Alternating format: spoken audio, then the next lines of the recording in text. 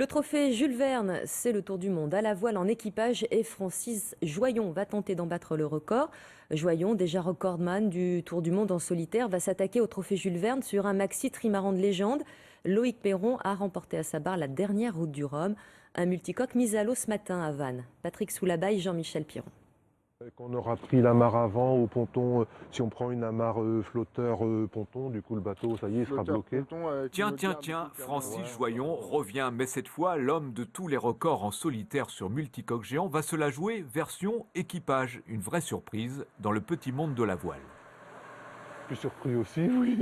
Bon, il faut un petit peu évoluer et puis avancer dans la ville. C'est vrai qu'on avait tous les records en solitaire, donc au bout d'un moment, il fallait penser à autre chose. Et puis c'est vrai qu'il y avait... Ça, c'est un bateau qui peut battre les records équipage, qui peut battre aussi les records solitaires. Donc je ne renonce pas au solitaire pour autant. Et l'objectif, c'est le trophée Jules Verne. Pour relever ce défi, Francis Joyon a choisi un trimaran 2 fois vainqueur de la route du Rhum. À la barre de ce géant, Franck Camas avait bouclé son tour du monde en équipage en 48 jours. Là, pour battre le record, Francis Joyon devra descendre en dessous des 45 jours de mer. On part à 6 en fait, hein.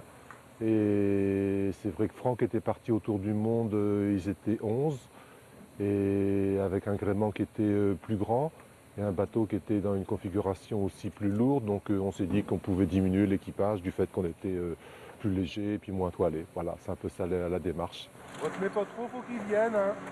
Quelques jours d'entraînement et dès la fin octobre, Francis Joyon et ses équipiers se mettront en stand-by. Un bon trophée Jules Verne, c'est d'abord s'armer de patience pour saisir la bonne fenêtre météo, celle qui vous permettra de surfer longtemps sur les dépressions.